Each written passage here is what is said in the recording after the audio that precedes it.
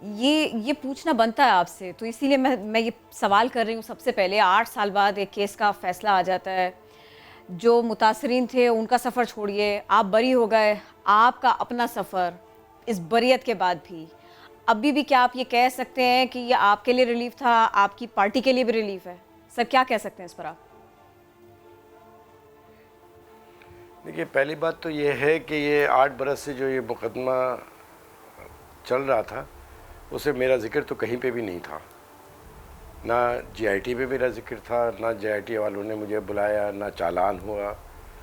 بلکہ یہ تو 2017 میں جب اس مقدمے نے ایک ڈرامائی ٹرن لیا تو اس کے بعد میں رضاکارانہ طور پہ خود عدالت میں چلا گیا. تو تقریباً 200 کے قریب پیشیوں پہ میں عدالت میں حاضر رہا.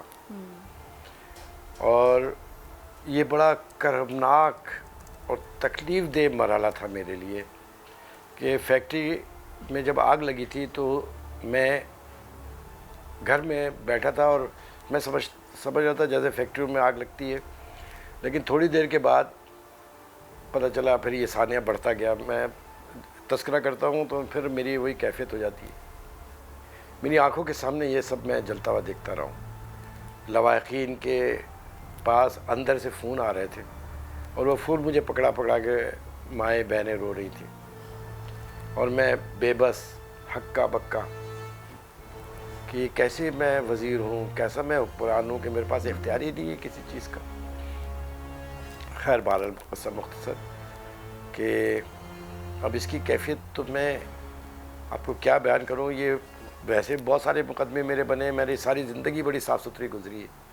اتنے ہاسٹائل وزارتیں میرے پاس رہی ہیں الحمدللہ، اللہ کا بڑا احسان و کرم تھا. لیکن باقی کسی مقدمات میں، لیکن اس مقدمے میں میں جب پیشی پہ جاتا تھا اور گواہوں کی صورت میں وہ شہداء 264 کے قریب جو شہید تھے ان کے لواحقین کو میں دیکھتا تھا تو میرے ایسا لگتا تھا جیسے کسی نے میرے کلیجے میں خنجر گھونپ دیا ہے. میں بھی آپ سے بات کر رہا ہوں تو بھی میرے کانوں میں وہ چیخیں، وہ رونا، وہ آہ بکا گونج رہا ہے. بھول نہیں سکتا. میرے لیے سونا مشکل ہو جاتا تھا. خیر بہرحال تو یہ اس لحاظ سے تو بڑا تکلیف دہ تھا. اور اس مقدمے میں میں رضاکارانہ طور پہ خود گیا.